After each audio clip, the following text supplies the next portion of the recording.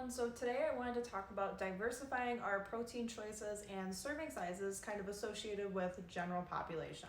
Really, how much protein should you be getting in a day? So going over protein's overall general functions, I think will help us kind of understand why we do have to diversify and prioritize protein within the diet and getting adequate amounts throughout the day and why that's important. So protein is essentially a part of everything in our body, whether it's metabolism, organ tissue structure and function, pH balance, you name it. Our amino acids or proteins are building blocks of life and are a part of everything. Even bodily, just overall recovery and efficiency. Obviously, the adequate amounts of protein we get within our diet will play a role in helping us recover even muscle soreness, lessening that a little bit, and just overall recovery and efficiency of our body. So our proteins are broken up into two groups. We have essential and non-essential amino acids. Our essential amino acids are ones we don't make within the body, so we have to get them from outside sources, while our non-essential amino acids are not essential because we make them within our body, so we don't have to stress about not getting them within the diet. And with that, we'll kind of move into animal versus plant-based proteins and what that means when it comes to our essential amino acids. Animal-based proteins are considered complete proteins because they have all 9 essential amino acids, whereas animal-based proteins generally don't have all 9, so they're considered incomplete proteins. So to answer our question, why and how should we diversify our protein intake? Well, we want to diversify it so that we do hit all 9 essential amino acids that our body needs to run efficiently and have high energy.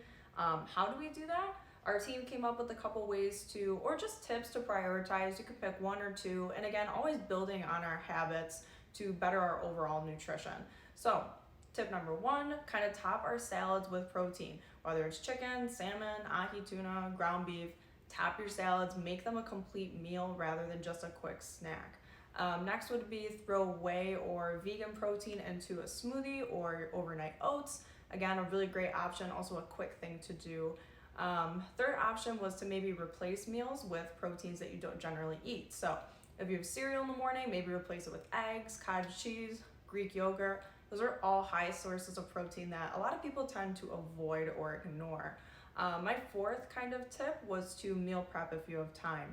Again, always getting into the nitty gritty and measuring, calculating is my best go-to so that you have the most efficient understanding of what you're putting in your body. But not everyone has time to meal prep, and not everyone understands how much protein they should be getting in within the day and how much per meal.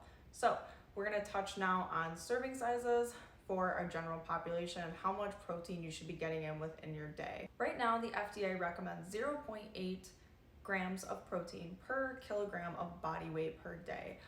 That's actually pretty low for the average Joe.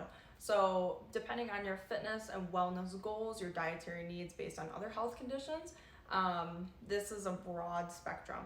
And so you might need more or less. And I think a better starting point than what the FDA recommends might be somewhere between 1.3 and 1.8 grams of protein per kilogram of lean body mass. I think that'll put you in a better direction to kind of hit your health and wellness goals or just overall dietary needs. But even using those numbers, it can be confusing and not everyone wants to use numbers or get into the nitty gritty with that. So another good recommendation is to use your hand. Your palm is a great starting point to kind of give you an idea of how much protein you should be measuring out. So if you're preparing a plate, you can use your palm as a guide to see how much protein you need. So about the size of your palm is roughly 4 ounces of protein, but again, just a good starting point. I'd say palms for females and maybe use your fist for males. Guys generally need more calories, more protein than females.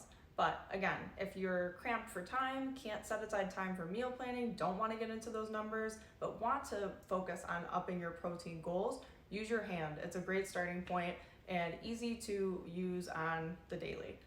So let's do a general recap of everything we just talked about and kind of tie all our concepts together here. So we know that protein plays a huge function in almost all, if not all, our bodily functions.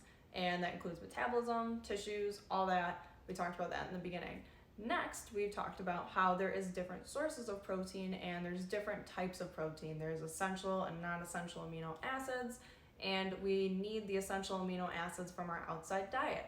How do we do that? We diversify our protein choices. So getting our protein in from both animal and plant-based options is the best way to go to not stress, and you're hitting usually the 9 essential amino acids that you need from focusing on diversifying your choices.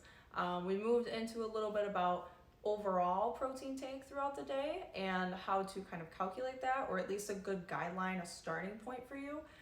Again, if you don't like the nitty gritty of those numbers or calculating, your hand is a great measuring device for protein. So usually palm size for females, fist size for men is again a good general concept, not a end all be all choice.